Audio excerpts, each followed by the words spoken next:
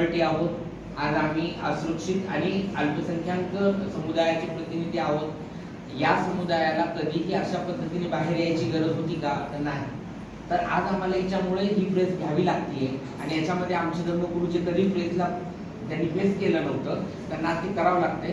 चर्चा होईल पण सुधारण्याची आशा आम्ही सोडली. त्याच्यामुळे आता कायदेशीर तोडगा हाच आमच्याकडे एक मोठा उपाय आहे. जे तुमच्या समाजाचे अनुशासन असतात ते अनुशासनाचं पालन होत नाही तर त्याबद्दल ते आज म्हणजे आत्ताच होत नाही काही, या अगोदर पण असे काही अनुभव आहे तुम्हाला? हे बघा, ही निकिता आहे सोबत, आमच्या समुदायाचा भाग आहे.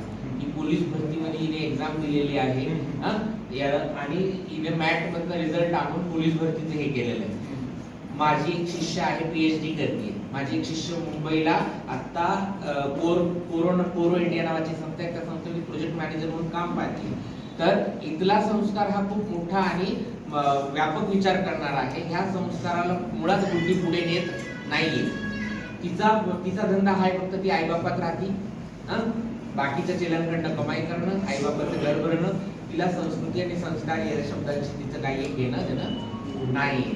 तर मला सांगते निकिताने पण थोडीशी तिची बाजू मांडावी. नमस्कार. एवढा लांब मग इकडे येऊ का? नमस्कार, माझं नाव निकिता मुख्यधर.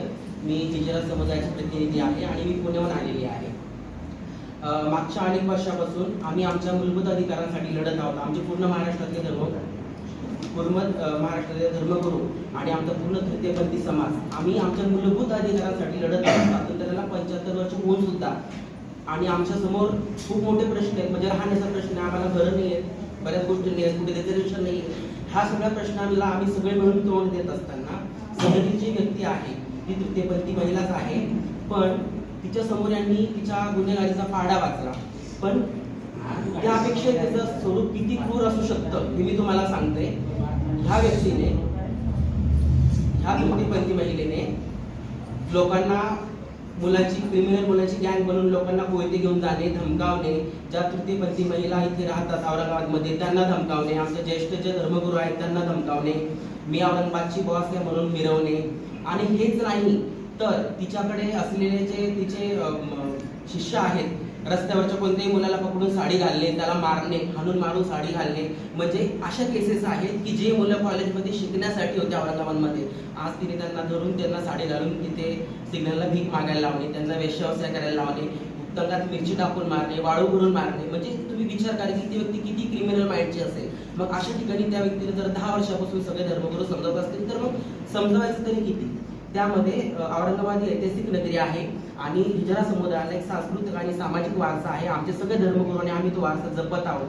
अशामध्ये जर ही व्यक्ती इतक्या प्रकारचं क्राईम करत असेल, हाईच प्रकारचं, आणि वातावरण आणि आमच्या समुदायाला जर लांछन लागत असेल, औरंगाबाद सारख्या ऐतिहासिक शहराला लांछन लागत असेल, तर मग आम्हाला न्याय हवा आहे. मला वाटतं शासनाने, प्रशासनाने याकडे लक्ष द्यावं.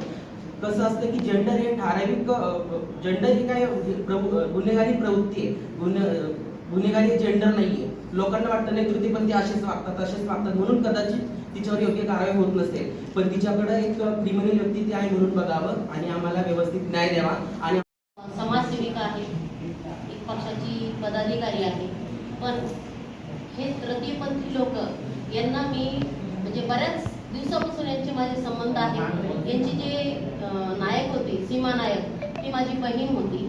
त्यामुळे यांच्याशी माझा संपर्क कायम असतो. त्यांच्या काही अडीअडचणी असल्या किंवा काही मदत असली तर आम्ही त्यांना जाऊन भेटत असतो. प्रत्येक त्यांचे काही कार्यक्रम, सेलिब्रेशन असतं तर ते मला इन्व्हाइट करतात आणि काही त्यांच्या समस्या असल्या तर मी त्यांच्यासोबत असते. काय आता काय तुमची काही तक्रार आहे, काही मागणी आहे का? तक्रार माझी अशी आहे की जी सदर व्यक्ती आहे तर तिच्या विरुद्ध जे म्हणजे तिने जे केलेलं आहे ह्या लोकांच्या विरुद्ध, तर तिच्यावर योग्य ती कार्यवाही झाली पाहिजे. तुम्ही पडताळणी करून शासनाला म्हणजे विनंती करते की त्यांनी सदर व्यक्तीची पडताळणी करून आणि तिचं जे चारित्र्य आहे किंवा त्याचं जे बॅकग्राऊंड आहे ते बघून आणि ह्या लोकांचं बॅकग्राऊंड बघून आणि तिच्यावर योग्य कारवाई करण्यात यावी. सुद्धा तिचं घर दाखवतो. ती जे कुठे म्हणणारी आहे तर ती सामान्य माणसातली नाहीये, ती एक तर जन्मारातली म्हणावं. कारण तिच्याच जर सोबतच्या मुलीवर अन्याय करीत असेल तर ती आमच्यावर का नाही करणार? हा, ही आम्हाला सोबत घेऊन जाते, सोबत घेऊन येते. आमच्या लग्न असू, कार्य असू, आमच्या घरी लेकरं जर झाले तर बधाई मागायला जर आली तर कधी म्हणत नाही मला बधाई द्या. आपले एखादी जर येडीवाकडी साडी दिली तर ती तर मारून कुठून बधाई मागायला लागते. आणि सोबतचे जे मुलं आहे साड्या बिड्या नेसून सनी मुलांना मागायला लागते. ती बाजारामध्ये मुलांना मागते की मुलाला म्हणते की तुम्ही आणा नेत नाही, आणलं तर त्यांच्यावर अन्याय करते. छत्रपती संभाजीनगरच्या नागरिकांना माझी इतकीच नम्र विनंती आहे, माझं स्वतःचं पण बॅकग्राऊंड चेक करा आणि तिचंही चेक करा. ती जे बोलते ना की मला यांच्यापासून धोका आहे, हे असं काहीच नाही आहे. मी जर गुन्हेगारी प्रवृत्तीचे असते तर इतकी जनता माझ्यासोबत असते का? आणि तृतीयपंथी समाजाचे सर्व गुरु माझ्यासोबत आहे आणि या माझ्या सगळ्या शिवाजीनगरच्या माई बहिणी माझ्यासोबत आहे.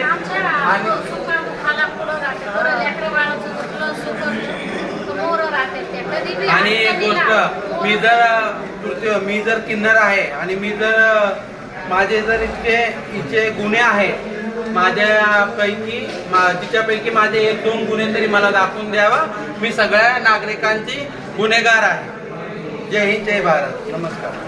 Subscribe now and press the bell icon. Never miss an update.